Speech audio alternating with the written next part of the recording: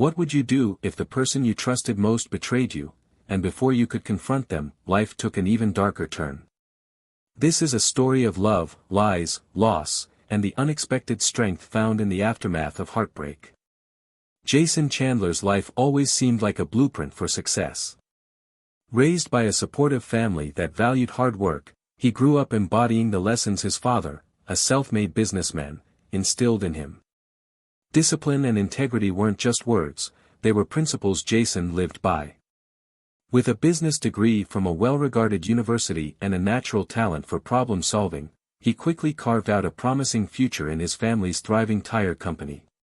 But Jason wasn't merely chasing wealth, he was a man focused on building a stable, meaningful life rooted in solid values. Karen Thoron, on the other hand, came from more humble beginnings. Yet what she lacked in privilege, she more than made up for with charm and fierce ambition. Her determination to rise above her circumstances defined her, driving her both professionally and personally. By the time she crossed paths with Jason during their university years, Karen had already charted a course toward success, with real estate as her chosen field. The connection between them was instant, and before long, they were inseparable. Their shared ambition and hunger for success made them seem like an unstoppable team. Their relationship flourished, leading to a whirlwind romance that soon culminated in marriage. Within 2 years of graduation, they bought their first home, a modest but cozy place that felt just right. Karen was rapidly making a name for herself in real estate, while Jason took charge of the accounting department at his father's company. Together, they appeared to be the perfect couple, balancing professional accomplishments with a seemingly unbreakable bond. Yet, as time went on, small cracks began to surface in their picture-perfect life, hinting that things weren't as flawless as they seemed. Karen's rising success in real estate opened doors to a fast-paced, high-energy world, one filled with glamorous events and demanding clients. As her career took off, her work hours became longer, and late-night meetings with clients became routine. This new lifestyle began to create a growing distance between her and Jason. Despite his efforts to maintain their connection, the once solid foundation of their marriage started to crack, quietly setting the stage for the storm that was about to break. Jason Chandler was reclining on the sofa, casually scrolling through his phone when an unexpected call from Karen disrupted the calm. The moment he heard her shaky voice, a wave of unease washed over him. Earlier that day, a private investigator had delivered news that shattered what was left of Jason's trust. Karen had been secretly seeing another man, and the pair had just boarded a flight to Honolulu for a week-long vacation together. The revelation struck Jason like a knife, adding fresh betrayal to the growing list of lies that had already begun to unravel their marriage. He couldn't stop replaying the question in his mind: how had he missed the signs? After years spent building a life with Karen, the truth hit him hard. Sighing deeply, he set his phone aside, took a sip of coffee, and leaned back in his chair, lost in thought about the past decade. Jason and Karen's story had started 13 years ago when they met during college. Both were business students, driven and ambitious, and it didn't take long for them to fall deeply in love. After graduation, they tied the knot and set out to build a life together. Jason joined his father's successful tire business, working his way up to manage the accounting department, while Karen flourished in her real estate career. From the outside, they appeared to have everything: a beautiful home, new cars, and financial stability. But beneath the surface, something crucial was missing: children. Karen had once told Jason that she couldn't have children because her fallopian tubes were tied. When he suggested adoption, she shut the idea down without much discussion. Eventually, Jason accepted that they would remain a childless couple. But recently, something had changed. Karen began spending more and more time away from home, often with friends. What started as the occasional happy hour had turned into frequent late-night outings several times a week. Each time Jason voiced his concerns, Karen brushed him off, dismissing his worries as unwarranted. Karen often chalked up her frequent late nights to work-related stress. But one evening, after she came home particularly late, the distinct smell of cigarette smoke clinging to her clothes caught Jason's attention. He decided to confront her about it. Karen quickly insisted it had been nothing more than a night out with drinks and dancing. Though she apologized, Jason couldn't shake the feeling that something was off. The tension between them lingered, and over the next few months, their relationship grew increasingly strained. What was once a regular part of their connection, intimacy, started to dwindle, becoming infrequent and distant, happening only once every 2 weeks. Karen became more detached, no longer asking Jason about his day or showing any real interest in his life. It felt as if they were slowly drifting apart. Then, one day, Jason caught her in a lie. Hoping to surprise her with lunch, he dropped by her office unexpectedly, only to be told by her colleagues that she had left hours earlier. That evening, when he casually asked about her day, Karen claimed she'd been working late at the office. Though Jason didn't press her on it at the time, a gnawing suspicion began to take root. In the following weeks, things seemed to improve slightly. Karen appeared more attentive, but the emotional distance soon returned, leaving Jason wondering, what's happening to us? Despite his growing unease, he chose to push the doubts aside, until an unexpected call from his old friend, Ron Green, brought everything to the surface. "Hey, Jason. Can we meet up for a beer? There's something I need to talk to you about," Ron said with an urgency that piqued Jason's curiosity. "Sure, I'm free tonight." "What's going on?" Jason asked, but Ron hesitated. "It's hard to explain over the phone, but trust me, it's important."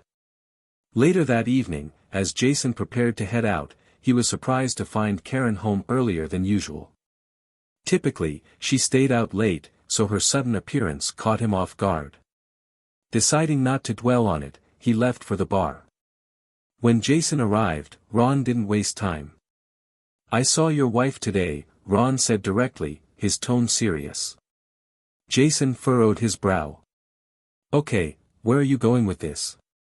Ron hesitated before continuing, "She was with another man. I saw them kissing." Jason's mind reeled, but he kept his composure. That night, back at home, he tried to bring it up subtly. "Ron said he saw a friend's wife cheating today," Jason mentioned, carefully watching Karen's reaction. For a brief moment, Karen tensed, but she quickly recovered and shrugged. "Maybe he's mistaken," she said, dismissing it. Jason stared at her, unsure whether to believe her or not. "I'm just glad I don't have that problem," Karen added, her tone lighter. She leaned closer and whispered, "I'd be devastated if something like that happened to us." Jason, feeling unsettled, kissed her forehead. "I'm glad to hear that," he replied softly, though the unease in his chest remained. "I love you, Jace," Karen whispered, pulling him close as if to reassure him. That night, they shared a moment of intimacy, but Jason couldn't shake the nagging feeling in his gut. Is she hiding something? He wondered. The timing felt suspicious, especially with Karen planning to attend a weekend conference soon. Was this trip going to be a turning point? Trying to break the tension the next morning, Jason attempted to lift their spirits. "Hey, I've got some time off coming up. Maybe we can take a short trip, just the two of us," he suggested with a hopeful smile. "Why don't I come with you to Vegas?" Jason suggested, trying to sound casual but hopeful. "We could relax, maybe spend some time together. Our 10th anniversary is coming up, and it might be a good chance to reconnect." Karen paused before answering, "That sounds fun, but I'll be pretty tied up with seminars most of the weekend," she said, offering a polite smile. Jason nodded, though a hint of disappointment lingered in his expression. He watched quietly as Karen continued packing, her energy focused on the task. Once she finished, Jason helped her carry the bags to the car. As he lifted one of the heavier bags, he couldn't help but notice how much she had packed. "That's a lot of stuff for just a weekend," he remarked, raising an eyebrow. His curiosity got the better of him, and when Karen stepped away for a moment, he unzipped one of the bags and peeked inside. What he found made his heart pound. Inside was a nearly empty container of birth control pills, only about 10 pills remained. Jason froze, his mind racing. Didn't she say years ago that her tubes were tied? He thought, bewildered. Then he noticed something else, a mix of business attire, skimpy club dresses, and lacy lingerie. One of the bikinis was so revealing that Jason had only ever seen such designs online, not in real life. His stomach tightened. Something didn't add up. Quickly, he took photos of what he'd found using his phone, trying to document the unsettling discovery without making a sound. Later, after Karen had left for the airport, Jason placed a voice recorder under the driver's seat of her car, a trick his father had suggested when Jason first shared his concerns. "Thanks for the advice, Dad," Jason muttered under his breath, grateful for the support, though he wished he didn't need it. That afternoon, Jason left work early, determined to follow through with his plan. He drove straight to the airport, locating Karen's car in the short-term parking lot. Retrieving the recorder, he slipped back into his own vehicle and headed home, heart pounding as he wondered what he would hear. On the drive, his phone rang. He glanced at the screen, it was Karen. "Hey, baby." Karen's cheerful voice chirped through the line. "Just wanted to let you know I made it to Vegas." Jason's grip tightened on the steering wheel, but he kept his tone calm and steady. "Glad to hear it," he said, masking the tension in his voice. "I'm just getting settled in," Karen added casually. "I'll call you tonight, okay?" "Sure," Jason replied, keeping his response short. They exchanged goodbyes, and the call ended. Later, back at home, Jason sat down and turned on the recorder, bracing himself for what he might hear. His heart sank as he listened. The audio was clear, too clear. He heard Karen's voice, filled with excitement, saying, "I'm almost at the airport now. I'll see you at the hotel tonight, okay?" Another voice responded, a man's voice. "I can't wait." Jason clenched the recorder tightly, his mind reeling. He replayed the recording, hoping it was some kind of mistake, but it wasn't. The truth hit him like a blow to the chest. Karen was having an affair, and from the sound of it, this wasn't a one-time thing, it was ongoing. She even seemed to be planning something special with the man during what should have been their anniversary week. But the worst was yet to come. Jason spent hours that night going through their shared financial records, desperate to piece together what else he might have missed. That's when he found the receipts, ones that felt like a punch to the gut. Among them were medical bills from Planned Parenthood, confirming that Karen had been pregnant twice in the last 2 years. Both pregnancies had ended in termination, paid for in cash from her personal account. Jason's stomach twisted in knots. Were either of those pregnancies mine? He wondered, his mind flooded with questions he couldn't answer. Then, as if that weren't enough, he came across another receipt, this time for a purchase of Plan B pills, dated just a few days after one of their recent intimate nights together. The final blow came when Jason uncovered a receipt for a down payment on an apartment. He stared at it, the weight of betrayal pressing down on him. Karen wasn't just hiding an affair, she was preparing for a life outside their marriage. "I went and had the termination today," Karen wrote in one of the emails. "Too bad you didn't keep him," Greg responded. "You could have passed him off as Jason's." "I can't do that," Karen replied quickly. "He thinks I can't have kids. He'd know it wasn't his." Jason's mind spun as he read those words, anger rising in his chest. He vividly recalled the conversation when Karen had told him she couldn't have children, claiming her fallopian tubes were tied. Now, he realized she had been lying to him for months, about everything. The betrayal felt deeper with every email he read. What a deceitful, manipulative woman, he thought bitterly. The messages kept coming, each one cutting deeper than the last. At one point, Greg suggested, "Why don't we just have love at your place? Move in with me, I still have feelings for you." Karen's response was a mix of hesitation and temptation. "He's a pain," she wrote, "but he treats me well. I bought the condo so we'd have a private place to meet without worrying about hotel rooms. Besides, you're still married. Greg reassured her, I'd leave my wife in a heartbeat. Karen replied, we'll see after the conference. Jason froze at the mention of the conference. What conference? He wondered, a sinking feeling gnawing at his stomach. He clenched his fists as he tried to process the depth of her betrayal. She wasn't just cheating, she had built an entirely separate life. He was about to print the emails and save the receipts when his phone rang. It was Karen. Ignoring the call, Jason focused on his plan. He drove straight to the condo, the very place Karen had bought to carry out her secret life. When he arrived, he checked the door and, sure enough, the key fit perfectly. He slipped on gloves, opened the door quietly, and stepped inside. After quickly disarming the security system with the code he had found, Jason took a moment to observe his surroundings. The place was beautifully decorated. He couldn't deny Karen had an eye for design. Too bad her loyalty doesn't match her taste, he muttered under his breath, bitterness lacing his words. As he walked through the condo, something became painfully clear, there was no trace of him anywhere. No photos, no personal items. This wasn't just a second property, it was her escape from their marriage. Jason noted that the fridge and pantry were completely empty, as if the condo was only used for short, occasional visits. His eyes scanned the rooms, noting small but telling details. A faint floral scent lingered in the air, and the sheets on the bed were freshly made. The place looked lived in but impersonal, perfect for secret rendezvous. Before leaving, Jason took one last look around, ensuring everything was exactly as it had been when he entered. He reactivated the security system, locked the door, and headed back to his car. Once inside, he sat motionless for several minutes, reflecting on what he had just uncovered. This is it, he thought.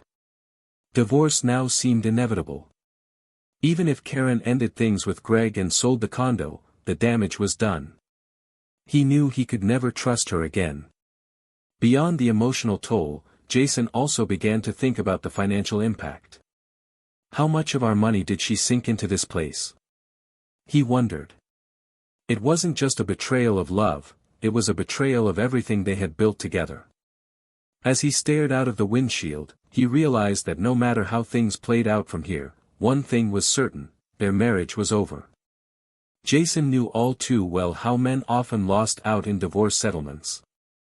He wasn't just facing emotional betrayal, he was preparing for the financial fallout as well. But at this point, none of that mattered. His priority was exposing Karen's deceit and finding a way to move forward. The opportunity came when he managed to get in contact with Greg's wife, Christy Wilson. He reached out to her through the regional office, where she worked as an administrator. "Good morning, this is Christy Wilson speaking," she answered, her voice professional. "Hello, Mrs. Wilson. My name's Jason Chandler," he said, steadying his tone. "I'm afraid I have some bad news. It concerns your husband." "My husband?" she repeated, sounding puzzled. "Yes, ma'am. I wanted to inform you that my wife, Karen, is having an affair with your husband, Greg." There was a pause on the line before Christy cautiously asked, "Are you sure about this?" "I'm certain," Jason replied firmly. "And I have proof, emails, receipts, even the address of the place they've been meeting." After a moment, Christy's tone shifted, becoming more serious. "Do you have solid evidence?" "I do," Jason assured her. "I can show you everything in person, if you're willing to meet." After arranging a time, Jason headed over to the condo where Karen and Greg had been sneaking around. Upon arriving, he noticed a woman sitting alone in a silver Toyota Corolla. Taking a deep breath, he approached the car and tapped gently on the window. The woman inside rolled it down and gave him a cautious look. "Are you Christy Wilson?" Jason asked. She nodded slowly. "Yes. And you must be Jason Chandler." "Yep, that's me," he said, offering a polite but tense smile. Opening the car door for her, he added, "Come with me, I'll show you where they've been meeting. But first, you might want to put these on." He handed her a pair of gloves. She raised an eyebrow but took them without a word. Inside the condo, Christie's eyes scanned the room, taking in the carefully decorated space. "It looks so perfect," she murmured bitterly. "It's hard to believe they built this whole secret life behind our backs." Jason showed her the printed emails and receipts he had gathered. Christie flipped through them, her expression hardening. After a few moments of silence, she exhaled sharply and said, "It's not your fault. Honestly, I've had my suspicions for a while, but I never had anything concrete, until now." Jason watched as she slowly composed herself. After a while, Christie turned to him, her eyes now sharp with determination. "So, what's your plan?" she asked. "I'm divorcing her," Jason answered bluntly. "There's no coming back from this." Christie's jaw tightened. "Are you sure?" she asked, her voice firm. "Because as soon as I see that fool, I'm throwing him out of the house." Jason gave her a nod of agreement. "I don't blame you." Suddenly, Christie stopped pacing and gave him a sly smile. "I've got an idea," she said, her tone mischievous. Jason, intrigued, asked, "What is it?" "They want to live here together, right?" "Well, why don't we speed things up and move their stuff in for them," she suggested, her smile growing wider. Jason blinked, surprised by her audacity, but then he couldn't help but smile back. "You know, I kind of like that idea." Within a few hours, both Jason and Christie had returned with cars loaded with Karen and Greg's belongings.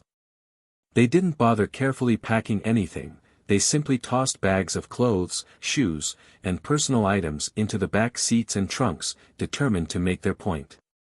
Once at the condo, they hauled the bags into the second bedroom, dumping them on the floor without a second thought. As Jason tossed in another bag, he noticed Christie flash a quick, satisfied smile. He found himself wondering how Greg could have cheated on such a sharp and confident woman. But those thoughts quickly faded as they finished unloading, leaving the room in disarray. "That should do it," Christie said with a grin. "Let's see how they like their new home." Jason couldn't help but chuckle at the irony. Despite the mess their spouses had made of their lives, it felt oddly satisfying to reclaim a bit of control, even if just for a moment. "I didn't bother with Greg's stuff," Christie said nonchalantly, tossing another bag into the room. "Me neither," Jason laughed, and they shared a high five. For the first time that day, he felt a fleeting sense of relief, if only for a moment. After a beat, Jason glanced at her with a grin. "I don't know about you, but I'm starving." "Starving sounds about right," Christie agreed, her expression softening. As they settled into a nearby bar and waited for their food, they struck up a conversation. Jason learned more about Christie's work, and she mentioned that she had been thinking about switching jobs. "We're always looking for good people," Jason said thoughtfully. "If you send me your resume, maybe we can help each other out." "I can do that, Mr. Chandler," she replied with a small smile, taking a bite of her burger. Just then, Jason's phone rang. He glanced at the screen, Karen. He hesitated for a moment before answering in a neutral tone. "Hello." "Hey, baby," Karen said, her voice slightly slurred. She had clearly been drinking. "What are you up to?" "Just at the bar, having a burger," Jason replied, keeping his tone flat. "Without me?" Karen pouted, her voice playful despite the alcohol. "I love you." "Yeah. Me too," he replied coldly. "Bye," Karen added, ending the call abruptly. Jason put his phone down and sighed, turning back to Christie. "So, that's that," he said, shaking his head. Christie stared at him in disbelief. "She really chose Greg over your anniversary?" she asked softly, resting her hand on his. Jason swallowed hard, fighting back tears. The weight of it all hit him, how a man he barely knew seemed to care more about his well-being than his own wife did. "What a witch," he muttered bitterly. "I'm sorry," Christy said quietly, offering him a look of genuine sympathy. "Thanks," Jason replied, forcing a weak smile in return. A moment later, he pulled out a business card and dialed Jerry, the private investigator. He had been waiting for an important update. Within minutes, an email notification arrived on his phone. Jerry had sent over the surveillance video. Jason stared at the screen, his heart pounding. "The video's here," he said, glancing at Christy. "Would you like something to drink before we watch this?" Jason asked, needing a moment to gather himself. "Sure," Christy replied. "Coca-Cola, if you have it." "I'll grab one for you," Jason said, heading to the kitchen. He returned shortly with 2 cold Cokes, handing one to Christy before sitting down beside her. With a deep breath, Jason pressed play. The two of them watched in heavy silence as the video unfolded, showing Karen and Greg engaging in various intimate acts. The room grew colder with every second that passed. Both Jason and Christy struggled to hold back tears as they saw their spouses laughing, touching, and enjoying each other's company in ways that once belonged to them. What followed next was even worse. A conversation in the video revealed that Karen and Greg were planning a getaway to Hawaii, something Jason had once dreamed of doing with Karen for their anniversary. The sheer callousness of it left Jason speechless.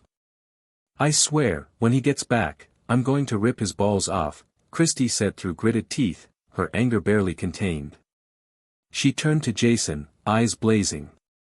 "Sorry for calling your wife a promiscuous." "You don't have to apologize," Jason said coldly, his voice devoid of emotion. He wasn't angry at Christy. He wasn't angry at her words. He was angry at Karen, and at himself for ever believing their marriage had been real. "I would have called her the same thing," Jason muttered, his voice laced with quiet anger. They continued watching, and soon Greg's voice came through clearly. "So, what about your anniversary? You're just going to blow it off?" he asked. "Hawaii is way more interesting than a night at a steakhouse," Karen responded casually. "I'll make it up to him later." Greg chuckled, shaking his head. "You're cold, you know that." Karen shrugged indifferently. "It's just our 10th anniversary," she said, as if it meant nothing. Jason clenched his jaw, suppressing the storm of emotions rising inside him. Christy, sitting beside him, remained silent but placed a reassuring hand on his arm. They finished watching the video in silence, both lost in their own thoughts. The betrayal stung more deeply than Jason ever imagined. Later that evening, after getting ready for bed, Jason changed into his pajamas and climbed under the covers. A few minutes later, Christy emerged from the bathroom wearing an oversized t-shirt he had lent her. Jason almost gasped when he saw her. He'd always thought Karen had nice legs, but Christy's were slender and elegant in a way that caught him off guard. She smiled as she slid into bed beside him. "Something wrong?" she asked playfully, noticing his expression. "Never seen a woman's legs before." "None as perfect as yours," Jason replied without thinking, his voice soft. "Flattery will get you everywhere, sir," she teased, her tone light-hearted. The tension in the room eased slightly as they settled in for the night. For the first time in what felt like forever, Jason felt a sense of calm. The warmth of Christy's presence brought him a strange kind of comfort. The next morning, Jason awoke to the smell of something delicious wafting through the air. He got out of bed and followed the scent to the kitchen, where he found Christy cooking breakfast. She moved around effortlessly in his oversized t-shirt, her graceful movements stirring a pang of nostalgia for the early days of his marriage, back when Karen used to cook for him on rare mornings. "That smells amazing," Jason said, his stomach growling. "Hope you don't mind me making myself at home in your kitchen," Christy said, glancing over her shoulder with a smile. "Not at all," Jason replied, feeling unexpectedly at ease. "I can't remember the last time someone made me breakfast." Karen's lack of effort came to mind, and Christy seemed to pick up on it. "Karen never cooked for you?" she asked curiously. She did, at first, Jason said quietly. But it didn't last long. Before either of them could say more, Jason's phone buzzed, breaking the moment. He glanced at the screen. It was Jerry, the private investigator. He answered quickly. "Jason, I've got the flight details," Jerry said. "They're on American Airlines Flight 31. Jason grabbed a notepad and jotted down the information. "I've got a contact in Honolulu who can track them when they land," Jerry continued. "Thanks, Jerry," Jason said, his tone cold and controlled. "I appreciate it." After hanging up, he turned to Christy, who had just placed a plate of scrambled eggs and toast on the table. "Well, here we go," Jason said flatly. "They're on their way to Hawaii." Christy gave him a grim nod, her expression hardening. "Of course they are," she said bitterly. Meanwhile, thousands of feet above the ground, Karen leaned back in her seat, staring out the airplane window as the landscape below shifted and gave way to open ocean. Her mind drifted as the plane cruised steadily toward Hawaii, the excitement of the trip overshadowing any thoughts of guilt. She had convinced herself that she was in control, that she could manage everything and smooth things over later. But little did she know, the walls of her double life were already beginning to crumble. Karen had ended up pregnant twice during her affair with Greg. The first time, she quietly arranged for a termination, paying for it discreetly with her own money. Jason never suspected a thing. The second time, it happened again, she became pregnant by Greg. Just like before, she handled it alone, keeping Jason in the dark. She hoped he would never find out about either pregnancy. As for her infidelity, Karen had been faithful to Jason for the first 7 years of their marriage. But everything shifted one day when she met Greg, a charismatic man who reignited something inside her, a dangerous thrill she couldn't resist. What started as innocent flirtation quickly spiraled into a full-blown affair. At first, she convinced herself that she was in control, able to juggle her marriage and her secret life with ease. But over time, guilt gnawed at her, and the risk of being caught began to weigh on her mind. She worried someone might see them together and alert Jason, or worse, Greg's wife, Christy. The tipping point came one evening when Jason, sensing the growing distance between them, expressed concern about their relationship. His words struck a chord, and Karen, panicked by the possibility of losing her marriage, temporarily pulled away from Greg. For a brief period, she threw herself back into her marriage, trying to rekindle the bond she once had with Jason. But it didn't last long. Greg, eager to take things further, suggested they find a way to be together more openly, but Karen wasn't ready. She feared Jason might discover their affair, and she needed a plan to keep everything hidden. As she boarded the plane to Hawaii, Karen convinced herself that she could still manage it all. She smiled as she thought about the week ahead, a luxurious escape with Greg, free from the prying eyes of reality. Greg had even bought her a daring bikini for the trip, one that left little to the imagination. He had teased her about how he couldn't wait to watch her undress on the beach, and the thought made her feel flushed with excitement. For a brief moment, she almost gave in to the temptation to touch herself right there on the plane but decided to save that thrill for later. Meanwhile, back at Jason's house, he was beginning to feel a strange closeness to Christy. Her practical and methodical approach to the situation gave him a sense of comfort he hadn't felt with Karen in months. Just as he returned to the living room with a fresh cup of coffee, his phone buzzed. It was Karen. "Hello," Jason answered, putting the call on speaker. "Jace." Karen's voice came through, strained and filled with background noise. There was a commotion on her end, muffled voices and sounds that Jason couldn't make out. "Yeah, Karen. What's going on?" he asked, his concern growing. Before she could respond clearly, the line went dead. Jason stared at the phone, anxiety creeping up his spine. Moments later, breaking news flashed across the television screen: American Airlines flight to Honolulu crashes into the Pacific Ocean. There were no specific details, just confirmation of the tragedy. Christy gasped, her hand flying to her mouth in shock. "Oh God," she whispered, her wide eyes fixed on the screen. Jason pulled her close, holding her tightly as a mix of emotions surged through him. Despite everything Karen had done, the betrayal, the lies, he didn't want her to die. He clung to a fragile hope that somehow, she had survived. An hour passed in heavy silence. Jason and Christy sat on the couch, watching the news, waiting for any updates. Then, Jason's phone rang again, breaking the tense stillness. He quickly turned off the TV and answered. "Mr. Chandler," a woman's voice asked on the other end. "That's me," Jason said, his voice tight with anticipation. "I'm calling from the airline," the woman continued, her tone solemn. "We've confirmed that your wife, Karen Chandler, was on board the flight." Jason's breath caught in his throat. He tried to speak, but no words came out.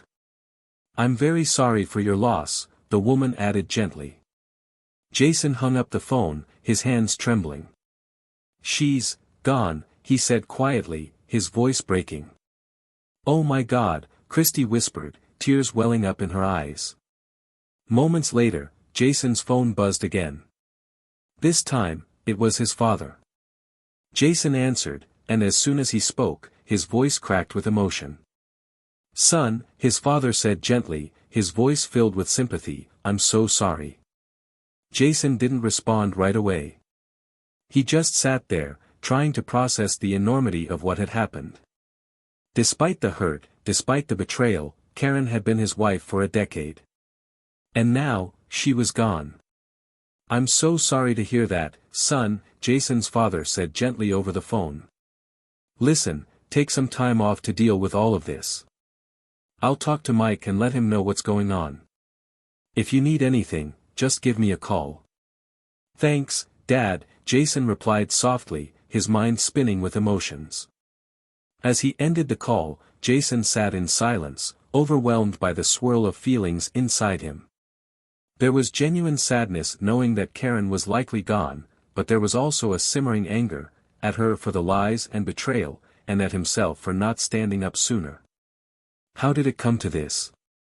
He wondered, his thoughts racing back through the years of their troubled marriage. Later that morning, Christy approached him, her expression warm but thoughtful.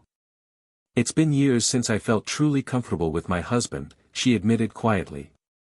"But last night, for the first time in a long while, I felt satisfied. Is that okay with you?" Jason felt a rush of unexpected relief. "It's more than okay," he said with a small smile. "Great," Christy said, her face lighting up. "I'll head back to the house, grab my things, and be back tonight." "I'll be here," Jason replied, watching her leave with a strange sense of calm. Despite the chaos of the past few days, something about Christy's presence brought him a level of peace he hadn't felt in a long time. Once Christy had left, Jason decided to make a call to Lucy, the office manager where Karen had worked. He needed to tie up any remaining loose ends. "Hello." Lucy answered, her tone kind but cautious. "Hi Lucy, it's Jason Chandler."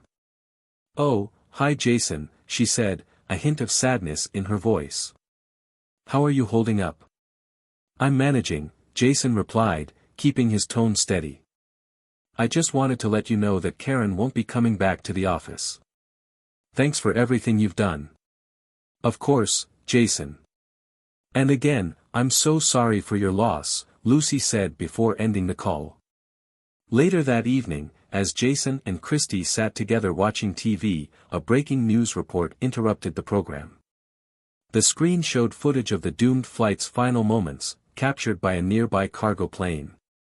In the grainy video, the aircraft could be seen spiraling out of control, its nose pointed downward, before it disintegrated upon impact with the ocean. Jason and Christy sat in stunned silence, watching the horrifying scene unfold. The cargo plane's crew had turned back to search for survivors, but none had been found.